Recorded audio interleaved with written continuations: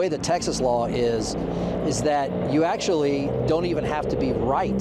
You don't have to be correct to assert a self-defense. As long as a reasonable person in the actor's position would be in fear of imminent serious bodily injury or death, they can then use deadly force to defend themselves. She was close enough to get stabbed. I mean, I think that's some solid evidence for a self-defense case, because if she's within arm's length, then it's understandable, without knowing too much of the facts, why he might think she was involved. Venus adding, the 10-year-old boy is old enough to face criminal charges under Texas law. The minimum age to prosecute somebody as a juvenile under the family code is 10 years old. So from 10 to 16, you fall under the juvenile jurisdiction. Some stories do not make sense, no matter how many times you hear them. They stay heavy because they involve children, and children are not supposed to be at the center of violence, fear, or death. This is one of those stories. It is the story of a 13-year-old girl named Riley Dermis, whose life ended on an ordinary Wednesday night in Northwest Houston in a moment that no one can undo.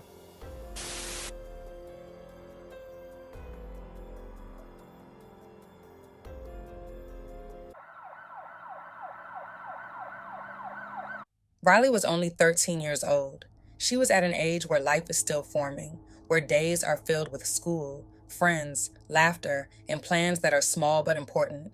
She had not yet reached high school. She had not yet stepped into adulthood. She was still learning who she was and who she wanted to become. Riley was a student at Dean Middle School. Like many children her age, she spent her days balancing schoolwork, friendships, and growing into herself.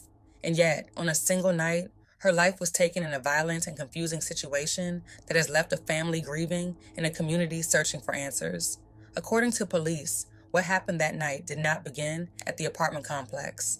Investigators have said the conflict appears to have started earlier in the day at a school. Authorities have not released specific details about what happened at the school or who was involved, but they confirmed there was an earlier disturbance between students that may have carried over into the evening. As the day went on, tensions did not cool down. Instead, they followed the children beyond school grounds. By Wednesday evening, the situation escalated outside an apartment complex near Grow Lane and Dow Road in Northwest Houston. Around 8 at night, police were called to the area after reports of a large fight breaking out. Officers were told that as many as 20 to 30 people were involved in the disturbance. Most of them were young. Many were teenagers. The scene was loud, chaotic, and out of control. What may have started as an argument earlier in the day had now turned into a physical confrontation involving a crowd.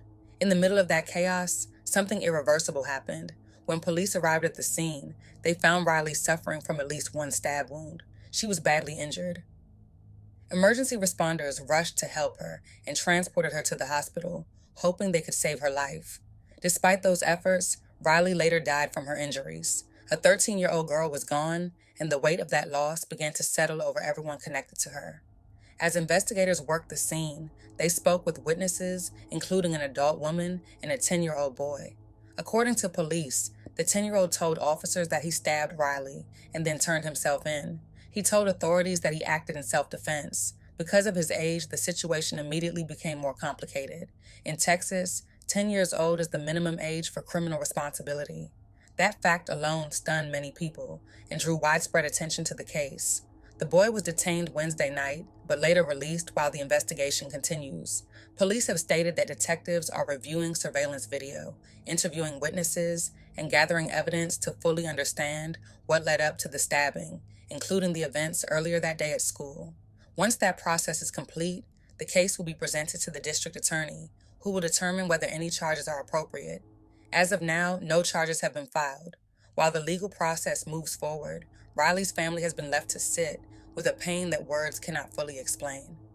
Losing a child is a grief that does not fade quickly. It reshapes every moment that comes after. Family members described Riley as kind, sweet, and happy.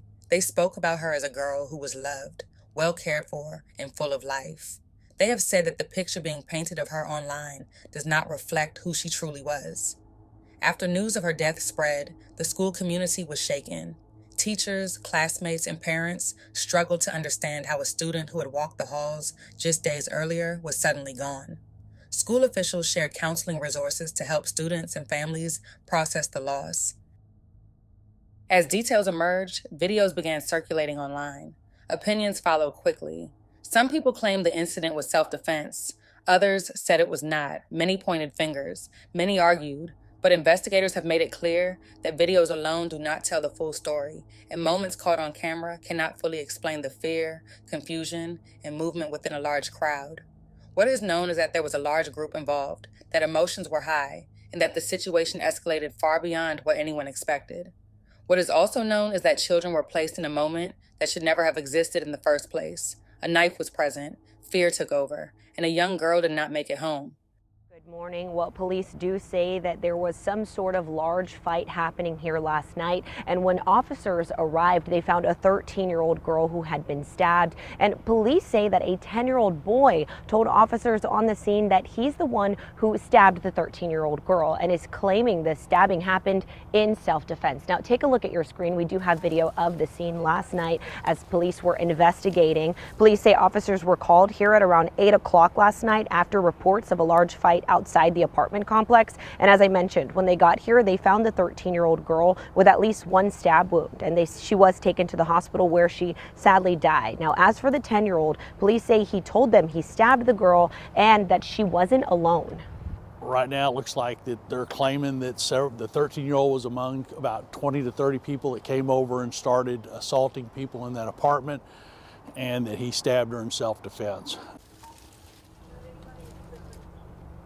We're told homicide investigators spoke to witnesses and looked for surveillance video. Police say the case will be presented to the Harris County District Attorney's Office. Now, under Texas law, 10 is the minimum age of criminal responsibility, but any decision on charges will be up to prosecutors. The impact of Riley's death has spread far beyond the apartment complex. Parents across Houston hug their children tighter. Conversations started in homes about safety, conflict, and walking away. Educators spoke about the pressures young people face and the importance of guidance and supervision. There are no easy answers. Violence involving young people rarely comes from one single moment. It often grows from unresolved conflict, emotional immaturity, and situations where problems are allowed to follow children beyond safe spaces like school and into the streets. For Riley's loved ones, none of that analysis brings comfort. They lost a daughter, a relative, a friend, and a student. They gathered to release balloons in her memory, choosing purple and white because purple was Riley's favorite color. As the balloons rose into the sky, they carried messages of love, sorrow, and remembrance. Her family has asked for the truth to be told. They want people to remember Riley for who she was, not for the chaos surrounding her death. They want her name to be spoken with care. They want justice, but they also want dignity for their child. As the sun set tonight in northwest Houston, close to 100 loved ones came together to honor the life of 13-year-old Riley Dermis. Every single day, every time I pray, I'll be missing you. A sea of balloons, many purple, Riley's favorite color, and warm embraces filling the crowd. Family members identifying Riley as the girl who was stabbed to death at an apartment complex on Grove Lane around 8 p.m. Wednesday. Joyful, free-spirited, happy, a dancer, a singer. Riley's mother describing her daughter as a kind and gentle soul who would have turned 14 next month. Instead of me celebrating her 14th birthday, I'm celebrating and trying to bury my daughter right now. These balloons could have been for her 14th birthday, not her death. Houston police say there was a fight between two groups of people Wednesday, including the girl, before the stabbing. A 10-year-old boy turned himself in, telling officers he stabbed the girl, and according to investigators, he claims he did it in self-defense. It was no self-defense. My daughter was attacked. The family adds that they want to set the record straight about Riley. She was not a violent person. She would never harm anyone intentionally. The narrative that's going around right now about my daughter, that was not Riley. The 10-year-old boy was detained at the scene but released pending further investigation. Under Texas law, 10 years old is the minimum age of criminal responsibility, meaning charges could be considered and any charging decision will be made by prosecutors. Meanwhile, Riley's loved ones are still processing their pain. I would never get a chance to hug her her, to tell her I love her. And her life just was cut so short. As they release balloons in her honor, all they want is justice. Did not deserve it. She did not deserve to die. As the investigation continues, authorities have urged the public to avoid spreading rumors and to allow the process to unfold. The legal system will determine responsibility. Evidence will be reviewed. Decisions will be made. That process takes time, especially when minors are involved. Riley Dermis was 13 years old. She should be worrying about school assignments, favorite songs, and weekend plans. She should be growing older, not being remembered through memorial posts and candlelight vigils. Her life mattered, and her death matters. This story is not just about one night. It is about how conflicts can follow children beyond school, how quickly situations can spiral, and how dangerous it becomes when violence replaces resolution. It is about a young girl whose future was taken far too soon. May Riley rest in peace, and may her story push us toward protecting our children, interrupting conflict sooner, and doing better before another young life is lost.